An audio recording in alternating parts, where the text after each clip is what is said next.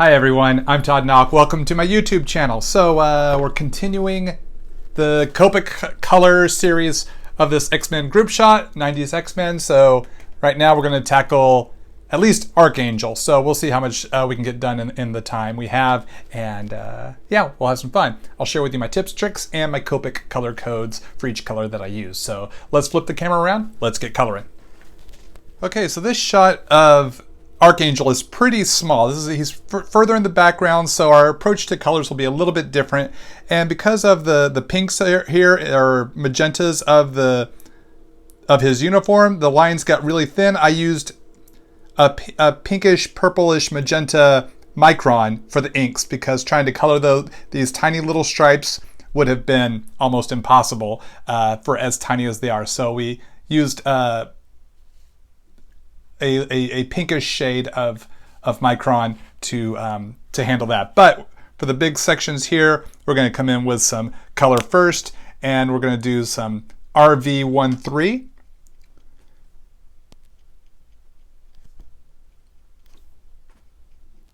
For these sections right here.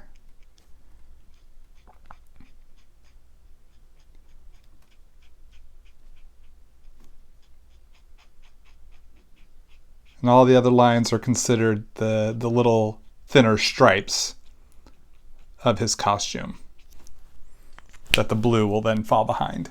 So let's see, that was RV13. Let's come in with some RV32.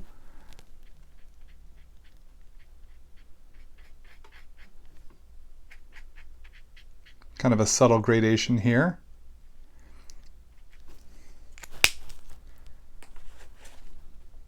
Let's come in with a little R85, just for a little bit of a darker shade.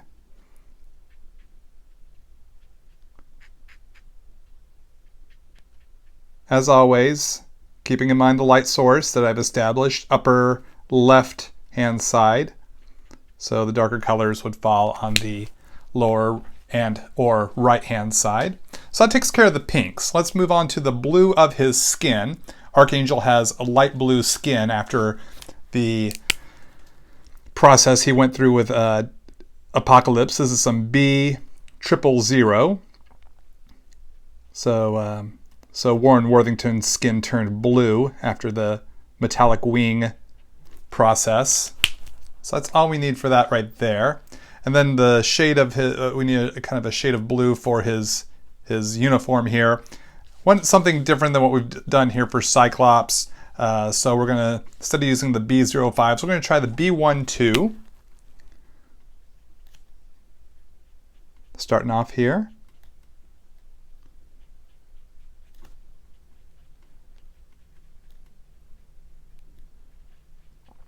So it gives us a little bit of a different shade. Going to come in with a little darker shade here in a moment. Just getting our base color down.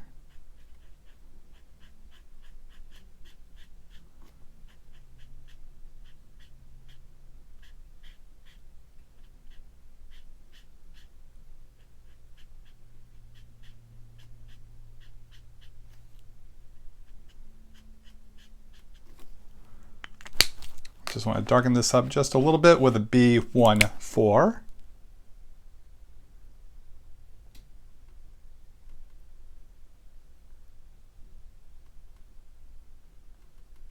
Okay, I was making sure I have the right. I think I need to add a little pink to that triangular area right there.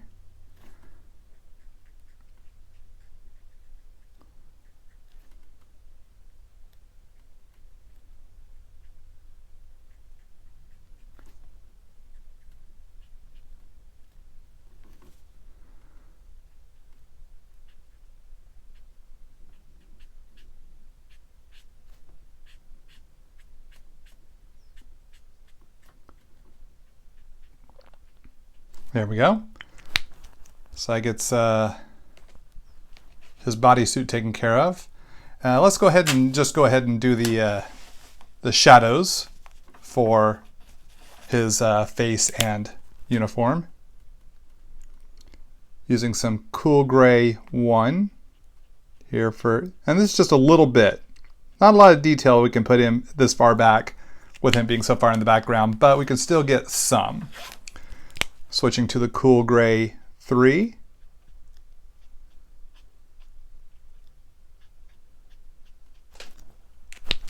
And then for the blues, I want to switch to the cool gray 4. Then we'll tackle his wings after this.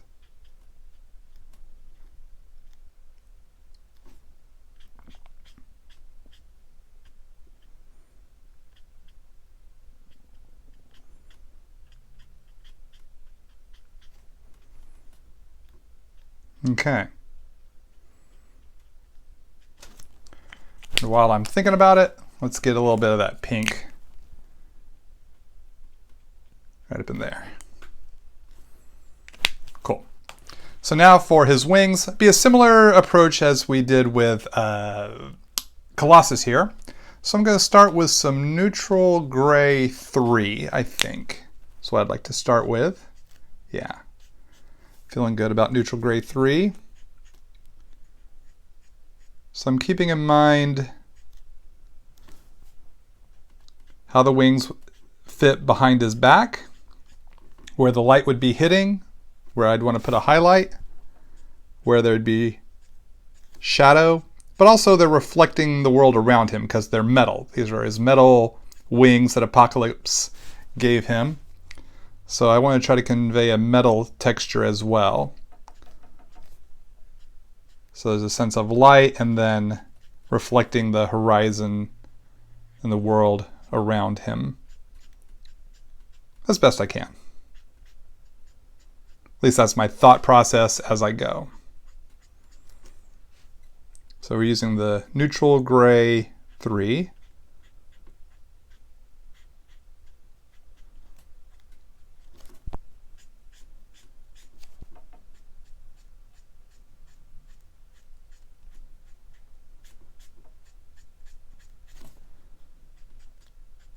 So this gets our base shade down that we will now layer in other colors and shades on top of that. So I'm going to go with a BG 000. It's kind of a light bluish green.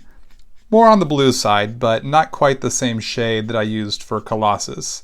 It's going to be a real subtle sort of difference, but I want something a little different than Colossus, and the grays and blues I'll use for Iceman's ice.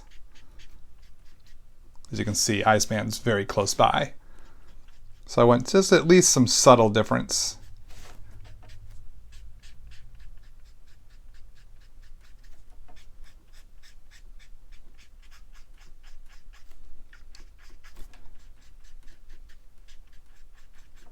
So just carrying this blue through, just blending it through that gray. Really to give it a kind of silvery sort of look. Even blending the blue out into the white part that I left open, so we see a little more blue.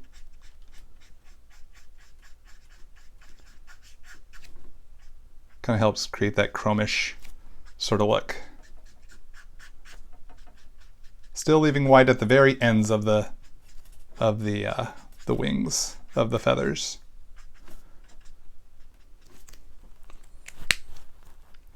All right, so that didn't take a lot of time because this figure is so small, so we do have time to do a second character. Let's get to work on Iceman. We'll do Archangel and Iceman in this one video. So with Iceman, I want to start off with my blues. I'm going to start with some B000. And because he is such a small figure, I have to remember how, oh, there, okay, there he is. Couldn't quite remember how I drew him here. We have this power signature effect around his hand, arm, other hand, power signature effect. So I'm sculpting in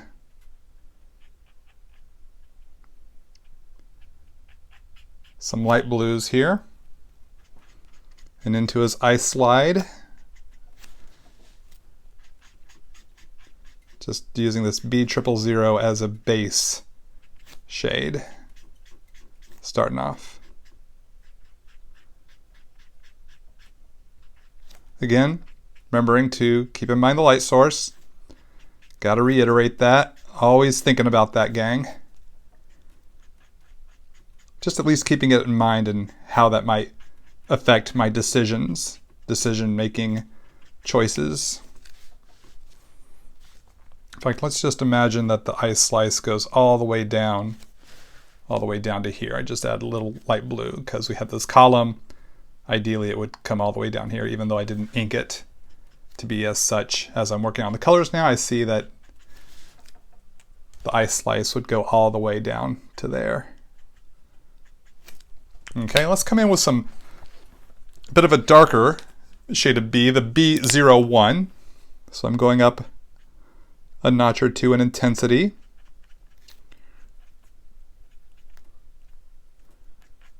Really putting that in the more shadowy areas, especially underneath the ice slide slice. I guess I've heard it both ways. Adding a little bit down here. A little bit here on the legs, far end of the thigh. So I can't get a lot of detail in here, but I can get some, just enough. Now, and Iceman's nice because he's only like 3 or 4 colors. So 2 shades of blue, now coming in with the cool grays to drop in those shadows. So I'm going to start with a little darker shade here right now. It's a cool gray 3. For these heavier, deeper shadows, where less light would be hitting. So that'd be the underside here of the ice slide. A little bit here in that column. And a little bit, not a lot, but just a little bit here in tiny little touches in places where there'd be heavier shadow.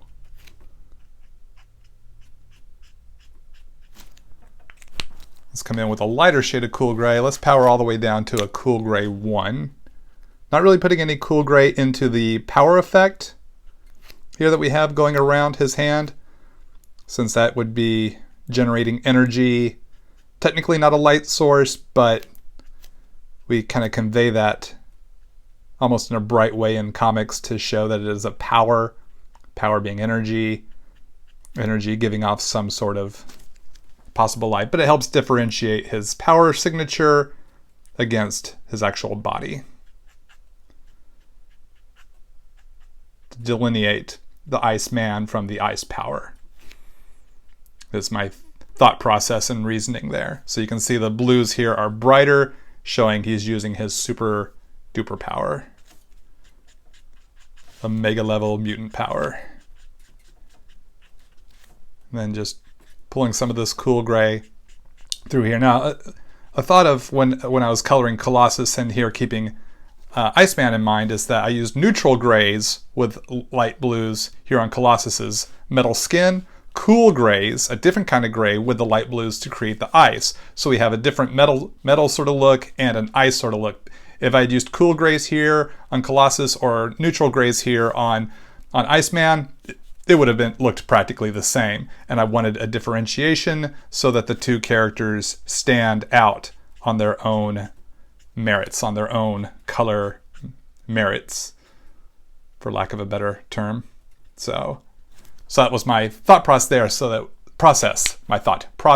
say the whole entire word, Todd. Come on. The thought process there. Okay, gang. Hey, there we go. So we got Archangel and Iceman added to the X-Men group shot. Pretty much the front of this sketch cover is completed. Now to move on to the second side. A lot of characters to tackle. Next up will be Kitty Pryde. Hopefully you're learning some cool stuff here, especially when it comes to how to render your smaller figures and characters and elements of your illustrations, how much detail to put in, how much detail you don't have to put in relation to everything else on the board. Yeah, so if you like what you saw in this video, please leave me a thumbs up and please leave a comment below. I'd love to hear your thoughts. And if you haven't subscribed to my channel yet, feel free to click subscribe, hit that bell, and set your notifications to alert you every time I post a new video. And if you're on the social medias, the Instagrams, the Twitters, the Facebooks, the Tumblrs, I'm on there too. And you can find me in the links in this video's description below. So you can click on the link to the social media you like to frequent, and you can see what I'm posting there on a fairly regular basis.